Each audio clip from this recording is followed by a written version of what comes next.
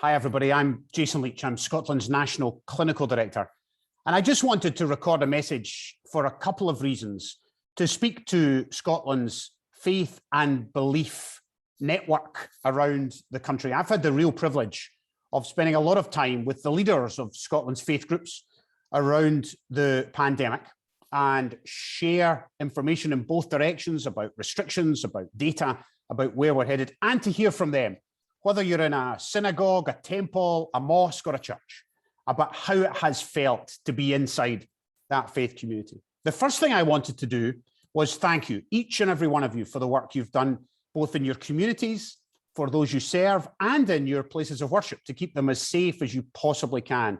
I hear stories all the time of food banks in churches and food being delivered from mosques and temples and synagogues and other places around the country. So thank you. I can't imagine this pandemic without our faith groups.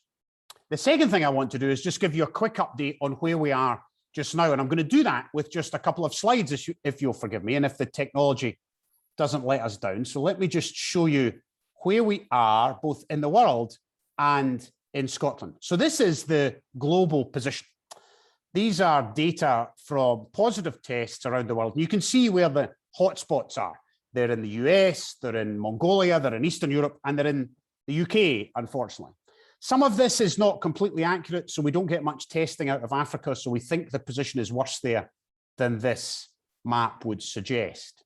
Let's go a bit closer to home quickly and show you the Scottish data. This is about a year's worth. This is from last September holiday weekend to now. And you can see the third wave very clearly. These are cases per 100,000 over 7 days. Maybe you've got used to seeing that in our announcements. And you can see just in the last few weeks, probably 2 weeks or so, we've kind of got stuck at about 2,500 cases a day. That would suggest that the R number for Scotland is 1 or thereabouts, and each positive person is on average giving the virus to one other person. And that means, unfortunately, at 2,500, you get 2,500. It's not 5,000, but it's not 250. So we've got to continue to be cautious, particularly as we go into the winter period. This shows you the UK data. So dark is bad, light is good. And you can see in Scotland, actually things getting a little bit better and just beginning to go a little bit darker again. But you can see England and Wales continuing to be a darker colour, I'm afraid. And England's cases in particular, over the last week or so, have begun to just tick up just that little bit. These are the data for that last 6 weeks or so. And you can see that Scotland is now the lowest of the 4 UK countries, but nothing to be complacent about. Still concerned, still worried. And we were the highest on this table for quite a little while after schools opened after the summer. So not a place any country wants to be. And we're keen that all of us end up in a better place. But what about the harm that causes? What about moving from cases to actual harm? So these are the data that show our admissions and our intensive care cases. So these are the number of people in hospital in Scotland with a COVID test in the previous 28 days. And we're around 900. It's been 1,900, 890 over the last couple of weeks.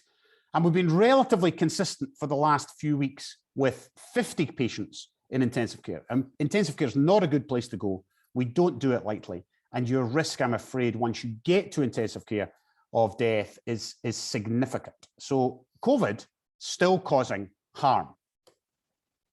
Now, this shows you, though, the effect of what's happened in this third wave. Forgive the shorthand, but these are the number of people who die with a COVID diagnosis over the whole pandemic, from March 2020, right up to last week, October 2021. And you can see, even with large numbers of cases over the last few weeks, our mortality rate remains really quite low compared to wave 2 and wave 1. And that is due to pretty much one thing and one thing only, and that's vaccination. That's both the NHS getting the vaccine out, but also you coming for your vaccine when you're due. It's still a disease that is most risky to those who are older. There isn't any question about that. But vaccination rates have just been astonishing. So these are the percentage of the population vaccinated over the whole period of the vaccination program for first and second doses. And you can see pretty much the whole population over 60 begins to slacken off just a tiny bit in the over 50s. But even there, it's approaching pretty much everybody. And just in the last few days, we've got to nearly half of the 12 to 15-year-olds and 3/4 of the 16 and 17-year-olds. So please, please, please get your vaccine when it's due, whether it's a first, a second, or a booster dose. Whoever you are, wherever you are, when you're due, get your vaccine. It is the safest and simplest way of protecting yourself. So my two final lessons are very, very simple. You can make yourself as COVID safe as you can, but you should also make your environment as COVID safe as you can. So to make yourself as COVID safe as you can, that's principally vaccination. But that's also about, if you're asymptomatic, testing twice a week. We give you those available online. They're free. They're lateral flow tests. They're now just nasal swabs. You don't have to do the tonsils anymore because the technology has improved. And follow the hygiene rules. Now that means indoor face coverings, particularly in crowded areas. There are some exemptions if you're eating, drinking, exercising, or dancing. But everywhere else you are, whether you're in a theatre, a cinema, a place of worship, then face coverings for now are still required. And that's to try and hold these infections in these cases at as low a rate as we possibly can. Don't forget the normal things, the hand washing, the wiping, the maybe just holding back with large indoor gatherings if you possibly can. Just be careful. And let's hope that over this winter, as we move through this next phase, we can get to a position where even the few restrictions that we've got left can be removed. So thank you once again for everything you've done, and thank you for listening today.